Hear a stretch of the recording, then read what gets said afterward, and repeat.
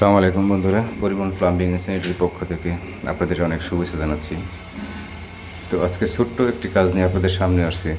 দেখতে পাচ্ছেন এখানে ছাদ আমরা ছিদ্র করে রেখেছি অলরেডি। এটা হচ্ছে বাথরুমের ওয়েস্ট পানির লাইন, মানে আমরা করতেছি যেটা আর কি। আর এটা হচ্ছে পয়েন্ট। এখানে এই একটা বাথরুম আর এই পাশে হচ্ছে আরেকটা বাথরুম। এই দুইটা বাথরুমের পানির লাইন আমরা এই একটা পাইপের মধ্যে দিব আর কি। এটি আপনাদের দেখাবো। তো ছাদের নিচে যে আমরা লং টেপগুলো সেট করি, সেক্ষেত্রে মানে লং টেপগুলো কীভাবে সেট করতে সহজ হয়, তো এক একজনের অভিজ্ঞতা এক এক রকমের, কাজের ধরন এক এক রকমের। মানে আমরা কীভাবে করি সেটি আপনাদের দেখাই। আমাদের কাছে মনে হয় এটাই সহজ। তারপরও কাজ এক একজন একভাবে করি আমরা সবাই। যার যার কাজ তার কাছে অবশ্যই ভালো এবং সহজ হয়। তো বন্ধুরা দেখতে থাকুন আমরা কাজটা কীভাবে করি।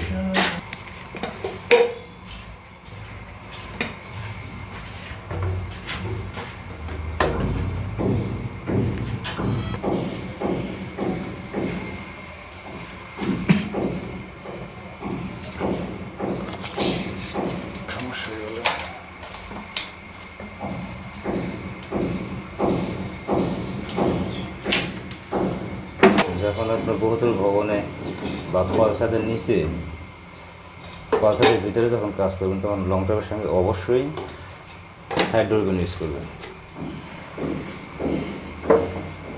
কারণ যখন কোনো সমস্যা হবে তখন কিন্তু এখানে আপনার ভিতরে কাজ করা কিন্তু খুব সমস্যা হয়ে যায়। তাই কারণ আমরা সাইড ডোরটা রাখলে সেখানে ডোরটা খুলে আমরা হয়তো কাজটা করতে পারি। এটা সবসময়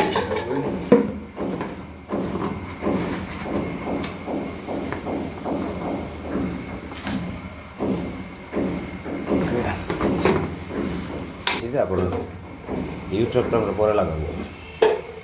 এখন আমরা ইউটিউবে লাগাইতেছি, আটা মারতেছি।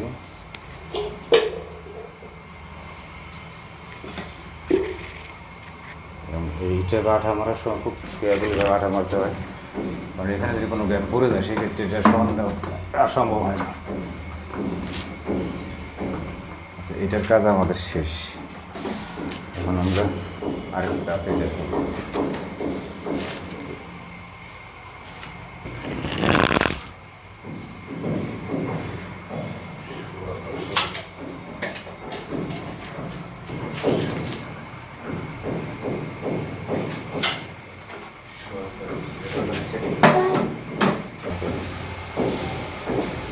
লাগিয়ে নিচ্ছি এটা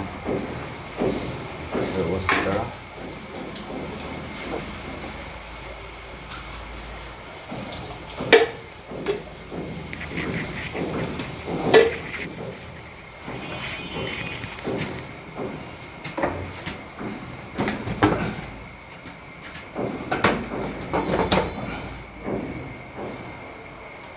এটা আমাকে অবশ্যই সোজা ফলো করতে হবে।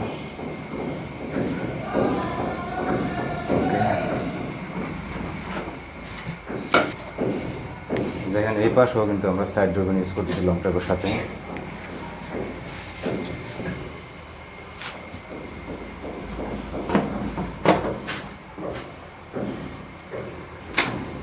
প্রথমত লাগালাম, চেক করতেছি আমরা, চেক করে নিতে হবে অবশ্যই। একজনের কাজের ধরন এক রকম, সুবিধা ও অসুবিধাও এক রকমেরই হয়। আমার কিন্তু এইভাবে সুবিধা হয় বেশি ট্রাকগুলো সেট করতে।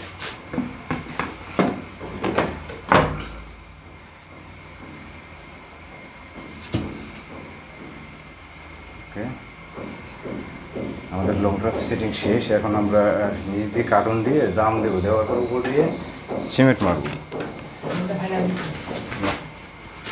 একটা বাথরুমের আর এইটা হচ্ছে আরেকটা বাথরুমের। এখানে কিন্তু দেখেন আমরা একটা লাইন দিয়ে কাজ করছি।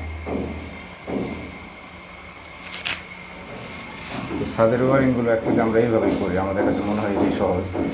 তো এখন আমরা এই যে সিটগুলো, এই সিটগুলো বন্ধ করবো। প্রথমত আমরা কার্টন দিয়ে নিচ দিয়ে গ্যাটি দেওয়ার পর উপর দিয়ে সরাসরি সিমেন্ট ব্যবহার করবো। আমরা সরাসরি গ্যাটিন যেটা বলবো আমরা সেটা দেবো। অনেকে বালু সিমেন্ট বা ঢালাই দিতে পারেন, কিন্তু আমি অ্যাকচুয়ালি সরাসরি সিমেন্ট ব্যবহার করি, গ্যারান্টি ব্যবহার করি, ঢালাই ব্যবহার করি না আমি। কারণ হচ্ছে ঢালাই যখন দিব আমরা, ঢালাই দিতে গেলে ওই সময় খোয়া বা বালুর কারণে ভিতরে হয়তো গ্যাপ থেকে যায়। আর আরেকটা জিনিস হচ্ছে বালু বা খোয়াতে কিন্তু যেহেতু বাথরুম, সেক্ষেত্রে কিন্তু পানি টানবে সবসময়, মানে এক কথায় সারা বছর পানি টানতেই থাকবে সে।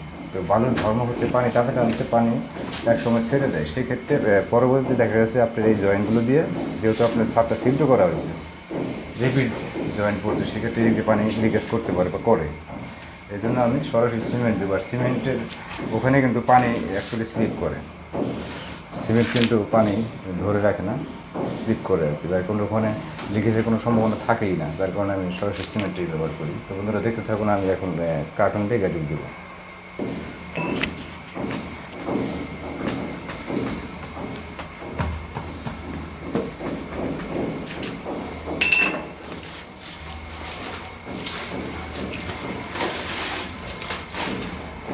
এখানে আমরা বস্তা ইউজ করলেও পারতাম, বস্তা ইউজ করলেও সমস্যা নেই, দেওয়া যায়।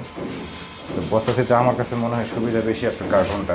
কার্টুন আমরা যে চাইনিজ ক্রিমগুলো নিয়ে আসছি, সেই কার্টুনে কিন্তু আমরা ইউজ করতে এখানে।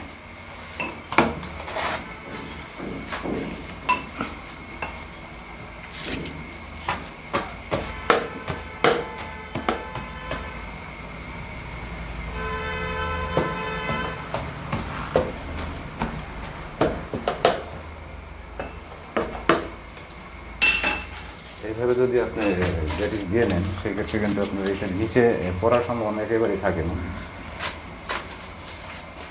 আমি যদি গ্যারান্টি একদম তরল।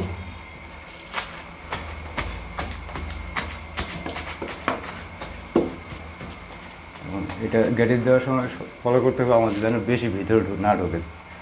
যত কম ঢোকাবেন তত আপনার সিমেন্টটা বেশি খাবে বা ঢালাইটা বেশি খাবে উপরে, মানে ছাদটা পরিপূর্ণ হবে আর কি।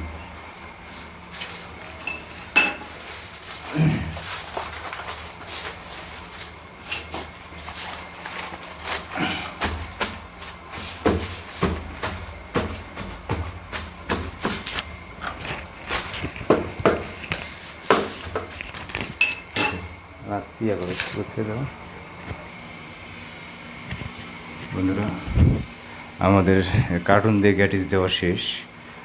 ছাদের নিচে দেখেন পাইপের সাইড দিয়ে আমরা কার্টুন দিয়ে জাম দিয়ে দিয়েছি অলরেডি। এখন আমরা উপরে যাবো, উপরে গিয়ে সিমেন্ট দিয়ে গ্যারাটিন দিয়ে সিটগুলো বন্ধ করে দেবো। তো এই দেখুন আমাদের পুরো ফুটেজটা দেখানোর চেষ্টা করি আপনাদের। আমাদের কাজটা এরকম হয়েছে। তা আমরা এখন যাই সিমেন্টগুলো দিই, সেটাও আপনাদের দেখাই যে সিমেন্টগুলো আমরা কীভাবে দিই। তবে আমি বলি না যে আপনারা আমার মতোই জ্যাম দিবেন, কারণ এক একজনের কাজের ধরন বা কাজের কৌশল এক এক রকম হয়ে থাকে।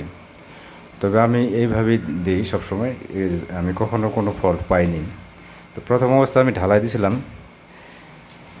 একটা 6তলা ফ্লোরে, কিন্তু ফিনিশিং দেওয়ার সময় যখন আমি লাইন চালু করলাম, তখন থেকে পানি লিকেজ করতেছে এদিক দিয়ে। তখন আমি ভাঙছিলাম আবার, সেটা ভাঙার পরে দেখলাম যে আসলে খোয়ার কারণে আমার সিমেন্টটা ভালো যাইতে পারে নাই, প্লাস বালু পানি খাইছে, পানি একসময় ছেড়ে দেয়, খেতে খেতে একসময় ছেড়ে দেয়। সেই ফলটা আমার চোখে ধরা পড়ে আর কি, যার কারণে আমি এখন সরাসরি সিমেন্ট ইউজ করি।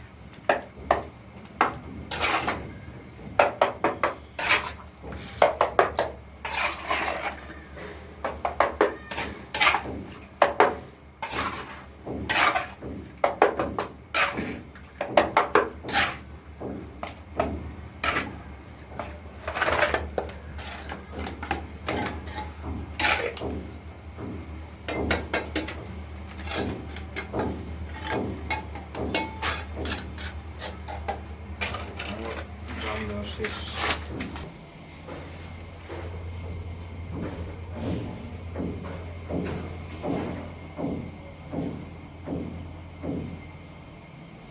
আমাদের ভিডিও আজকের মতো এখানে শেষ।